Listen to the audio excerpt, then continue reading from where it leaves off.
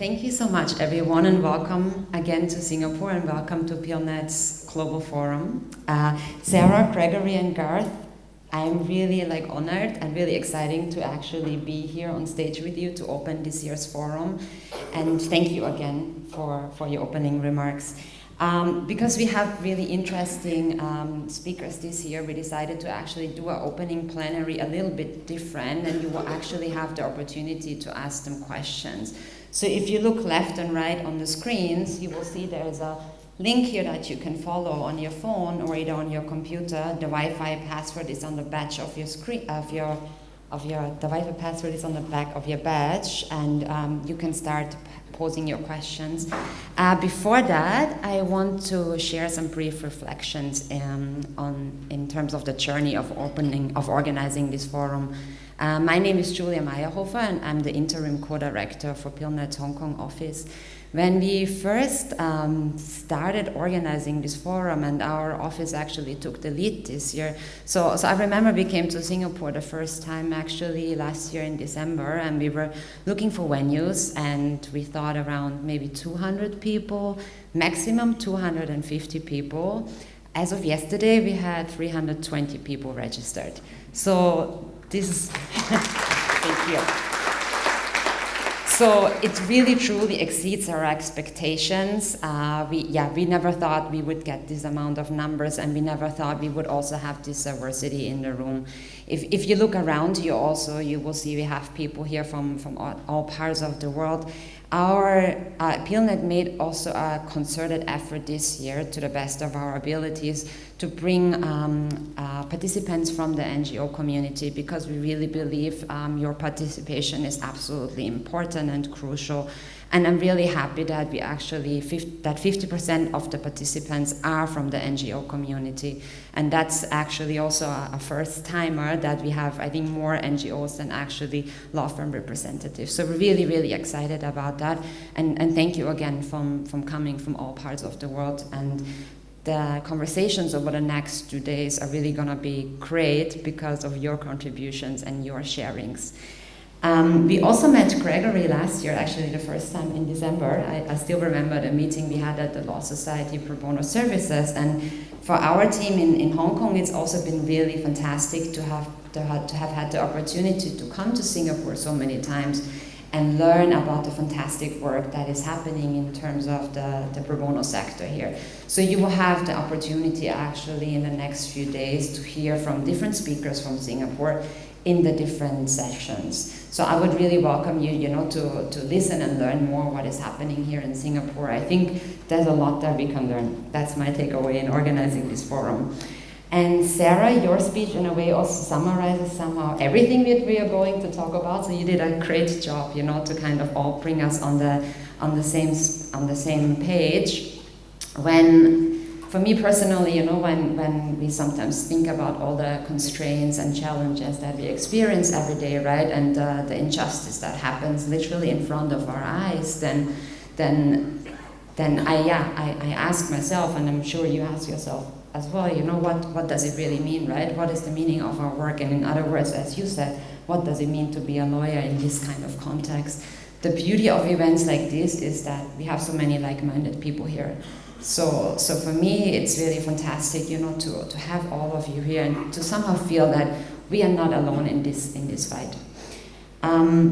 Also, you talked about impactful partnerships, and this is something that we will be hearing about a lot in the next few days. And for us, as PILnet, this was also really one of the goals, to think about how we can use this forum as a platform for impactful partnerships, and how we can strengthen collaboration and work towards that.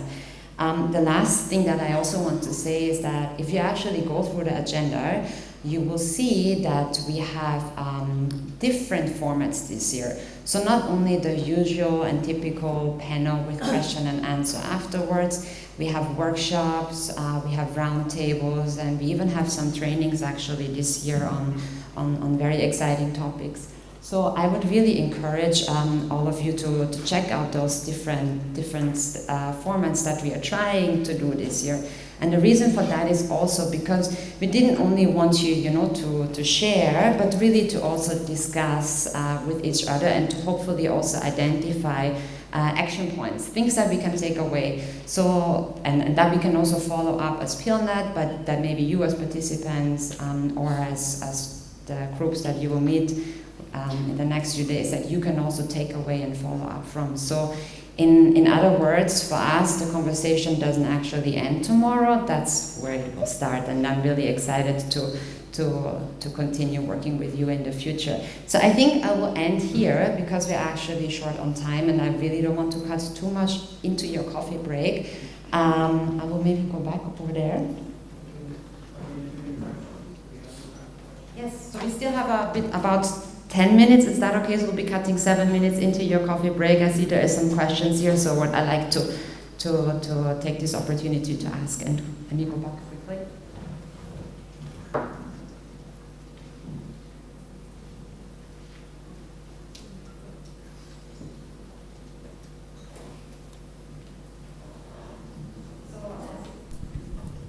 Can you hear me? Oh, yeah.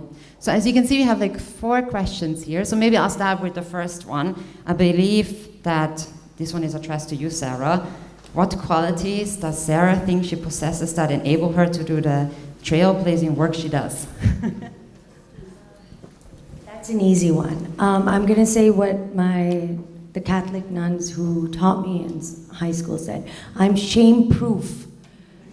That's really important. You have to have a thick skin and resilience. Never quit.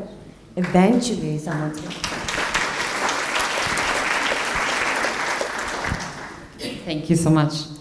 Do you want to add anything to that regard? No? Okay, then we have another one here. There's a popular demand for a global paradigm shift emerging. Are we lawyers protecting status quo and privileges of the elites against this popular demand? Garth?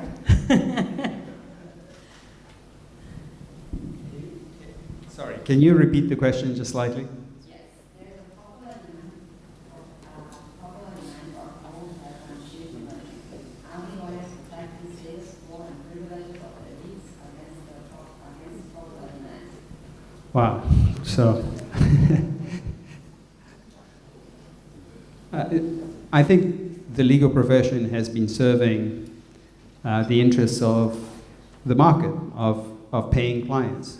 I think we increasingly sense that our societies are not getting the full benefit that law can offer.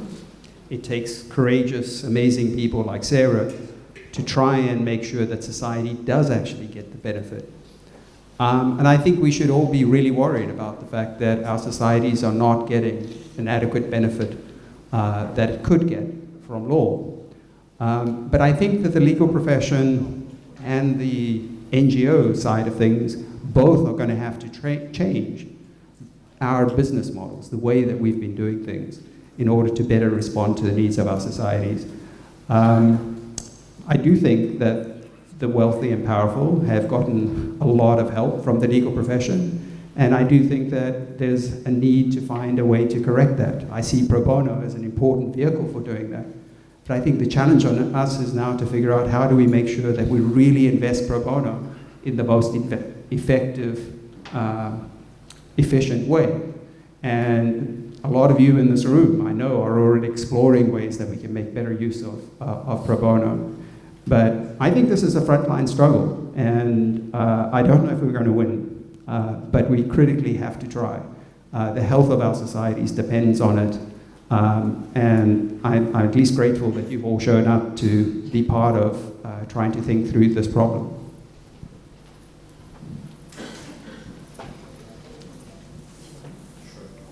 Just adding my own thoughts as well to what Garth has shared with us.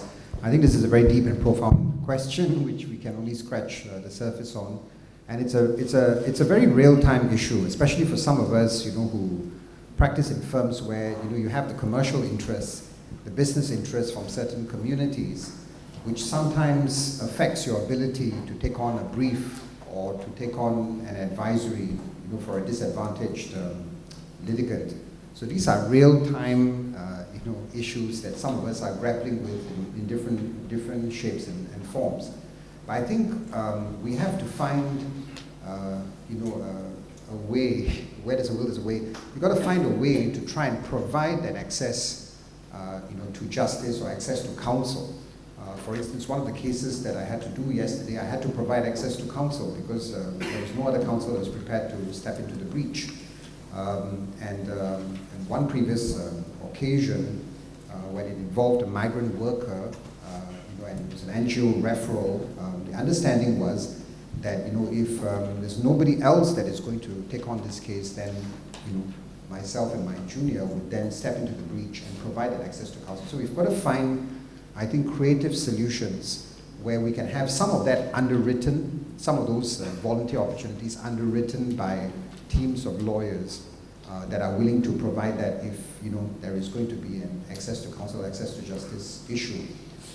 And of course, I've talked about economic aspects, which I think is what the question is focused on, but you can actually look at it from many other lenses as well. What about cases that are not popular?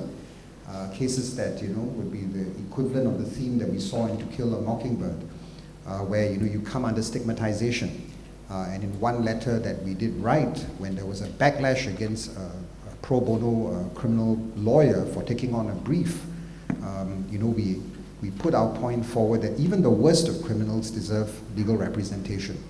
And so it's about standing your ground there, and it's also, I think, about creating this general education, not just between the haves and the have-nots, but also this whole idea, especially with cyberspace being what it is and the kind of attacks that are coming on, sometimes even for taking on an unpopular cause. I think we have to find creative ways to be intentional as a community to ensure that the lawyers of all people should not keep their voice quiet.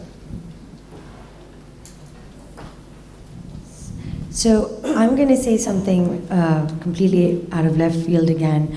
I completely agree with you guys. You know a lot more about the side of the profession than I do. But I would make an impassioned appeal to say, if your heart's not in what you're doing as a lawyer, quit your job and go find where your heart is to help people. And I promise you it will be helping some class of people. The fulfillment that you will get practicing the law, helping the countless people around the world who are in desperate need of legal assistance will be more than enough to fill your belly. You won't get paid as much, but you will get paid okay. I do all right. I mean, I'm not getting paid as much as I would if I worked in a corporate firm or had a serious job as a lawyer. But I love what I do, and I've been doing it for 10 years. I love who I work with, and no 2 days are alike. So if you don't like what you're doing, it's time to switch because there's so many people who need your help.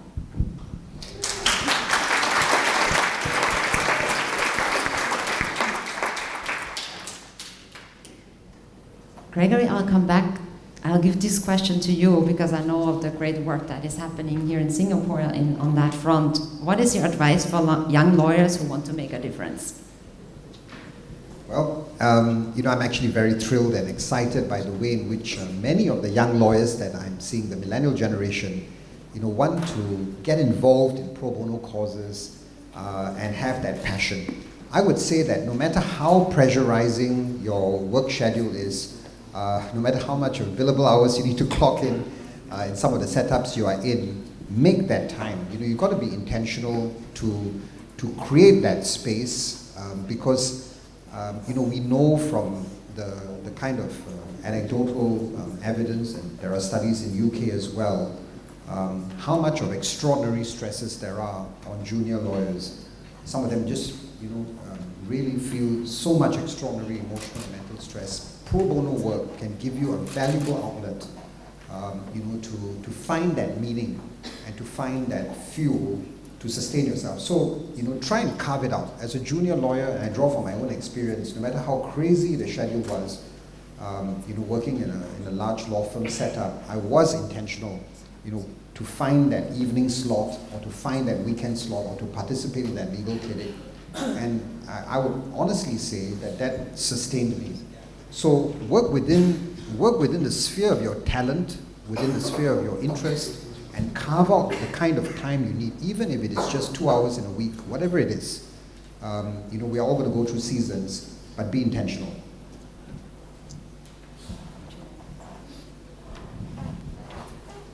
I'm going to take a page from you and be shameless and put in a shameless plug. Oh, shame-proof. Okay. I've taken it to a whole other level. But I'm going to put in a shameless plug for a panel that Nick Patrick and I will have later on the future of pro bono, where the themes that we're discussing here will be very much part of that. I'm pretty convinced that Nick is going to kick my butt in that discussion. So if you want to see that, please come and join us. Thank you. I have one question for all of you.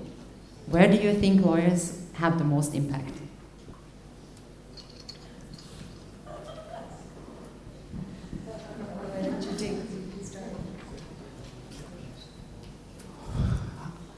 I think the thing that corporate lawyers do, which I've always marveled at as a public interest lawyer, is what incredibly good job they do predicting the future for their clients.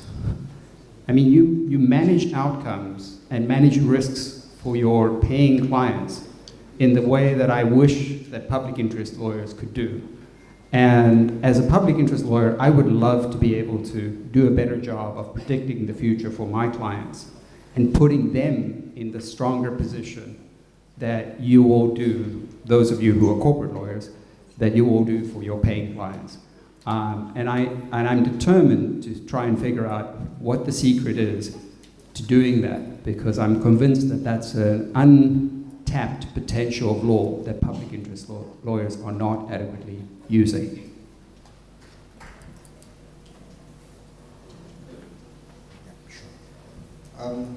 Well, my own response to this question is really, now I'm going to take a leaf from Sarah's book.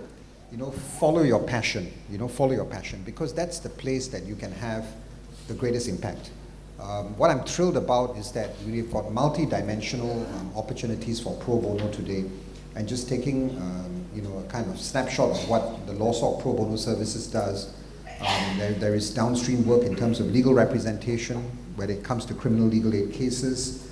There are also ad hoc cases. I mentioned the fledgling initiative involving family justice and acting for foreign spouses as well as for those that fail marginally. There is upstream work in terms of clinic consultation. There are opportunities for corporate lawyers in terms of helping community service organizations and charities turbo boost their own charities governance through advisories that are rendered. So there's something for everyone. But I think the place of impact will be the place of your own passion. And for some of us, I think it will also be discerning where the gaps are. I gave a speech in NUS earlier this year about the legal aid deserts. So where are the legal aid deserts in your country? Where do you see the growth of the indigent and the growth of the access to justice issues? And how can you align your own talent and your own interest to come alongside? And it's back to that starfish story. Just helping that one person, because that one person could be the person most impacted by your life, what you give. So that's, you stole what I was going to say, just like a very good attorney would. Yeah, I think when you actually help somebody who genuinely needs that help and has no other avenue on how to get that help, it's beginning to end impact. The very act of going and visiting them in prison, just listening to them, advising them on anything to do with helping out with their situation. It's beginning to end impact. When you do something meaningful, when you're helping somebody who really needs it, who would otherwise not have that help, there's your impact. Thank you so much to all three of you. I'm really sorry that we do not have time to go through all the questions, because I do not want to cut into your coffee break. I'm sure you prefer that. So, but please take the chance, you know, to meet our speakers here.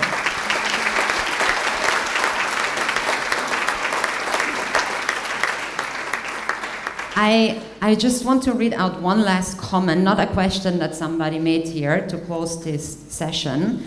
Not a question, but still needs to be said. Sarah, you are a true champion, and I'm so inspired by you. Thank you for being a role model. We can all look up to you.